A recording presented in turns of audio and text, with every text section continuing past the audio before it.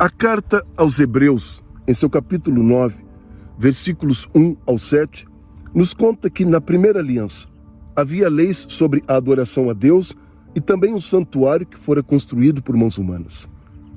A Bíblia nos conta que neste santuário havia uma espécie de tenda dividida em duas partes, onde na parte da frente, também conhecida como Santo Lugar, ficavam o candelabro e a mesa com os pães oferecidos a Deus. Já na parte de trás do santuário, depois de uma segunda cortina ou véu, ficava a parte que era chamada de Santo dos Santos, ou também conhecida como Santíssimo Lugar. E ali, naquele espaço restrito, havia um altar de ouro para a queima do incenso, onde também estava depositada a Arca da Aliança. E a Bíblia Sagrada nos conta também que, todos os dias, os sacerdotes entravam na parte da frente da tenda, conhecida como Santo Lugar, e ali cumpriam incansáveis obrigações religiosas. Porém, somente o grande sumo sacerdote, apenas uma vez por ano, poderia entrar nesta parte de trás do santuário, também conhecida como Santo dos Santos, e ali oferecer a Deus o sangue de animais, em favor de si mesmo e pela expiação dos pecados cometidos pelo povo. E nesta mesma carta aos Hebreus, um pouquinho mais à frente, lá no capítulo 10, a Bíblia Sagrada nos traz como conclusão espiritual que, se os sacrifícios do Antigo Testamento eram humanos e transitórios, a obra e sacrifício de Cristo agora, o único Cordeiro verdadeiramente imaculado, este sacrifício, esta obra, é divina, única, permanente e suficientemente plena para a aniquilação do pecado, a restauração do perdido e as boas novas oportunizadas por Jesus, como a reconciliação com Deus, o presente merecido da sua graça, da sua salvação e da nossa feliz e maior herança hoje, a promessa de uma eternidade inteira ao lado do nosso amado Senhor. Não saiam daí, irmãos. São apenas 10 segundinhos. Após a vinheta, eu quero falar um pouquinho mais a respeito do único e maior segredo da nossa felicidade e salvação.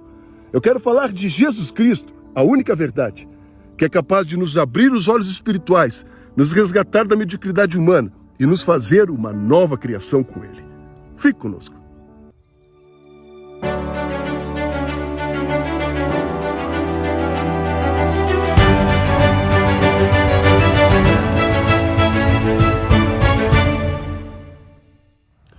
Certa vez, o apóstolo João, em sua primeira carta, nos disse: se andarmos na luz, assim como Ele, Cristo, está na luz, então manteremos comunhão uns com os outros, e o sangue de Cristo nos purificará de todo pecado. Uma outra passagem bíblica. Quando Jesus celebra pela primeira vez a Santa Ceia, vocês se lembram? Jesus está diante dos seus discípulos e, após ter ceado, toma o cálice em suas mãos e diz: este é o cálice da nova aliança no meu sangue. E complementa Jesus: sangue este que é derramado em favor de vós. Perceba, irmãos, a expiação dos pecados por meio de ritos no Antigo Testamento. Tudo isto, a Bíblia Sagrada nos mostra que não passava de um grande prenúncio, um grande ensaio daquilo que futuramente estaria por vir. Em Colossenses 2,17, o apóstolo Paulo certa vez nos disse: estes rituais e sacrifícios praticados quando do Antigo Testamento, todos estes rituais e sacrifícios eram apenas sombras daquilo que haveria de vir.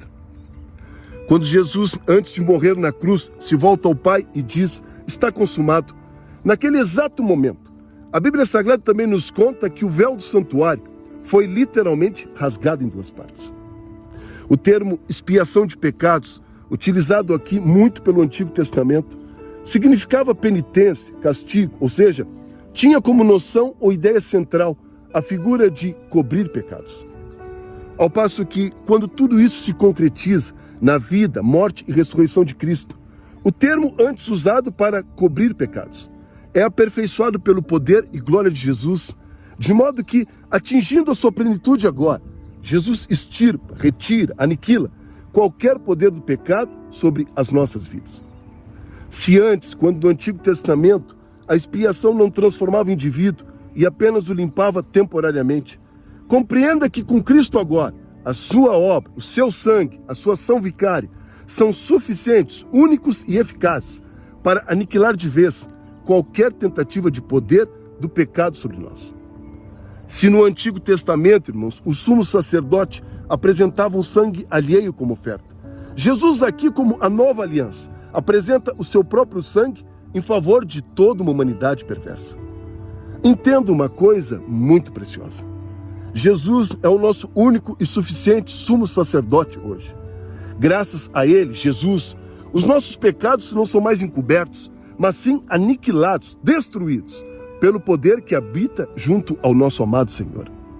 Certa vez, o grande João Batista disse a respeito de Jesus: eis o Cordeiro de Deus, que tira o pecado do mundo. Sabe, irmãos, quando nos debruçamos hoje sobre a leitura do Antigo Testamento, precisamos realizar esta leitura com olhos espirituais e com as lentes da cristologia. Jesus é o ápice de toda a Escritura Sagrada. Tudo aquilo que nos foi prometido quando no Antigo Testamento encontra amparo e cumprimento de profecias na obra e na pessoa de Jesus. Muito mais do que se dispor a ler o Antigo Testamento com as lentes de Cristo, precisamos entender que hoje temos a presença e o habitar do Espírito Santo sobre nós. Jesus é a concretização de tudo aquilo que nos foi prometido desde a fundação dos tempos. Jesus é a boa nova, a porta de salvação, o único caminho, o Cordeiro de Deus que tira o pecado do mundo.